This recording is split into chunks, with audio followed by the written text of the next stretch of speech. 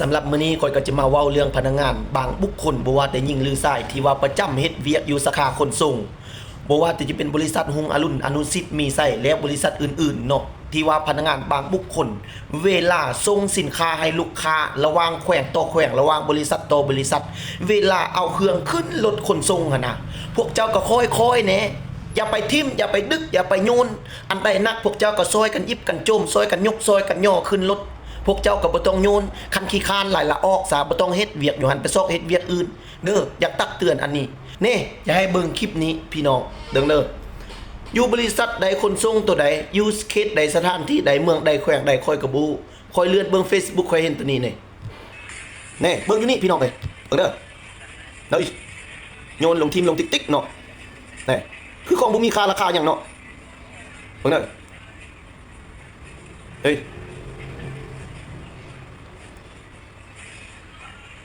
ถูกไหมเนอะอุ้ยเฮ้ยอุ้ยอู้เอานักอุดตัวนี้เนาะโอ้เนาะทุกคนเบิ่งซ้ำนี้ก็พอแล้วเนาะจังซี่แหละคอยอยากออกมาตักเตือนเนาะบางเทื่อกับของมีค่าบางเทื่อกับของตกของแตกของเฮียเสียหายเป็นโทรศัพท์ iPhone iPad เป็นแบตเตอรี่อีหยังต่างๆเป็นมงเป็นตุ้มหูแวนอีหยังก็บ่ฮู้เนาะอยู่ทางในที่ว่าลูกค้าฝากไปบางบริษัทก็บ่ได้รับผิดชอบให้เฮาได้ว่าเครื่องตกเครื่องแตกจังซี่จังซั่นส่งไปปึ๊บลูกค้าไปเอาเครื่องแตกเด้อโทรมาว่าสินค้าตีกลับมาเฮาเขาบ่เอาแล้วเฮาจะเอามาใส่ได้จังไดมันแตกแล้วเนาะเจ็ดแนวใดพี่น้องเสียทั้งเวลาเสียทั้งลูกค้าเสียทั้งเงินเสียทั้งค่าฝากอันใดก็เสียหมดเนาะฉะนั้นเลยจะตักเตือน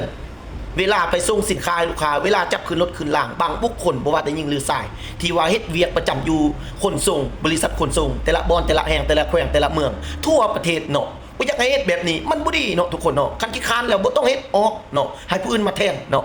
เด้ออันนี้ค่อยเว้าตามความเป็นจริงค่อยบ่ได้ด่าไผเพื่อว่าอยากให้เป็นธรรมต่อแก่สังคม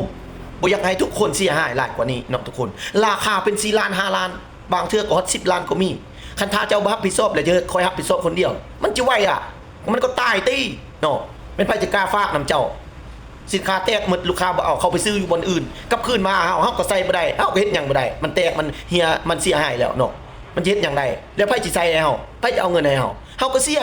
เทื่อนี้เสียเทื่อหน้าเสียจักหน่อยเฮาก็เจ๊งเนาะค่าฝากมันไม่เขาฝากฟรีเนาะเขาก็เสียค่าฝากยกตัวอย่างว่าคือแจวปลาแดกเขาจังซี่เนาะคอยเราหุ้มหม้อเฮ็ดแนวนี้เอาสกอตเทียนละเอียดละออดีดักแล้วฝากให้ลูกค้าเมื่อจะไปโยนเต็มแห้งลงอันนี้เนาะไปโยนลงมาในนี้แล้วมันแตกลงออกมาเลยเนาะทางนอกทางในเนี่ยมันแตกแล้วไปติดสินค้าและเครื่องคนอื่นนะของลูกค้านะแล้วมันแซ่บหรือมันมีกินแล้วลูกค้าบ่เอาแล้วเจ้าเฮ็ดแนวใดเนาะส่งมาให้คอยหรือว่าจะตำหนิคอยก็บ่ได้คือกันเนาะถ้าเจ้าเฮ็ดบ่ดีเนาะคือยาทางส่งคือจังซี่เนาะมันแตกก็ยังใส่ได้ตัวนี้เนาะบ่เป็นหยังมันบ่มีน้ำมีในหยังเนาะเด้อทุกคนเด้อซ้ำนี่ล่ะเนาะจิเว้าจิว่าถึงบรรดาพ่อแม่พี่น้องและแฟน FC และหมู่คู่เพื่อนมิตรสหายบ่ว่าแต่พนักงานอยู่สถานที่ใดเมืองใดแขวงใดที่ว่าเฮ็ดเวียกอยู่สาขาขนส่งและพนักงานรับเครื่องที่ว่าไปส่งระหว่างแขวงต่อแขวงหรือว่าบ้านต่อบ้านสาขาต่อสาขา